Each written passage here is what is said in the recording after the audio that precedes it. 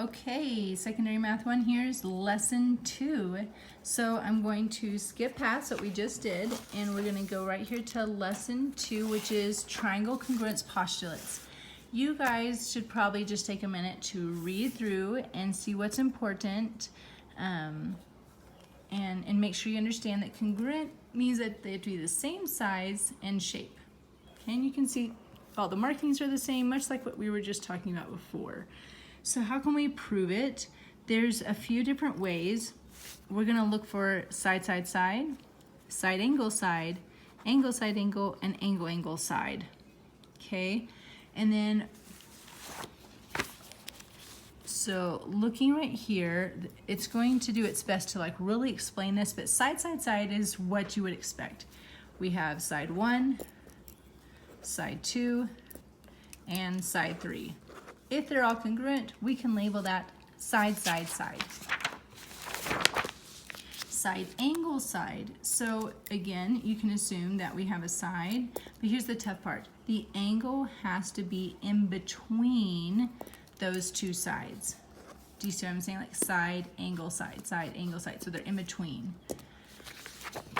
This one is angle, side, angle. So we can see our angle, and then the side that's in between them, and then this angle. Angle, side, angle. So what do you think angle, angle, side means? So this one is where the side's in between, and this one is where we have an angle, and then an angle, and then it could have been this side, or it could have been this side. Either one. But it couldn't be this guy because that's angle, side, angle. So it could have been this one. They could have marked this one. Same thing. And then these are the ones that don't work. Angle, angle, angle does not work. And side, side, angle. You can see that that's neither of those work. Okay. And then they prove why. Okay. So let's look at what we have here.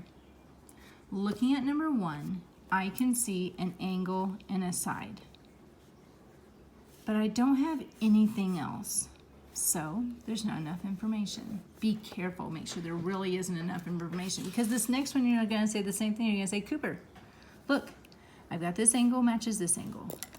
I've got this angle matches this angle, but there's nothing else. But there is, oh, there is, right here. Right at the beginning of our notes, we talked about a shared side.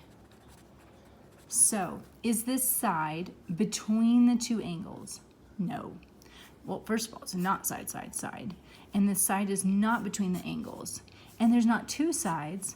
It is angle, angle, side. What do you think about number 5? What can you label? Right? This is a side. Those are both the same. Got this side. They're both the same. So I got 2 S's. I don't have a third though. So that's not going to work. And this one doesn't have 2 S's. So either we know something or we don't. Okay? I hope you do though. I hope you're like, yeah, Cooper, I remember when you said when two lines cross, it creates what is called a vertical angle. It means these two are equal. So side, angle, side means that's my answer. I'm going to let you guys try 2, 4, and 6. And again, if you have questions, I'm sure you'll ask me on Zoom. Okay, let's look at this guy. What do you think about number 7? We can see we have a side. We can see we have this angle. What else do we have? We have this shared side, yes. So we have side with an angle in between the sides. Number 9 is almost too easy, but you can see it is side, side, side. Moving on to number 11. Also pretty cool, you know, like you can see them right there. There's my side, right? But I hope you see it, that shared third side. Side, side, side. Let's look at this guy. We can see an angle. We can see a side. And we can see this vertical angles. But, well, let's see here. Angle, angle, side. Angle, angle, side. Yep, that's there. Okay. So good news is you just have a few more to do on your own. And here's the answers in case you don't have the packet. There's that.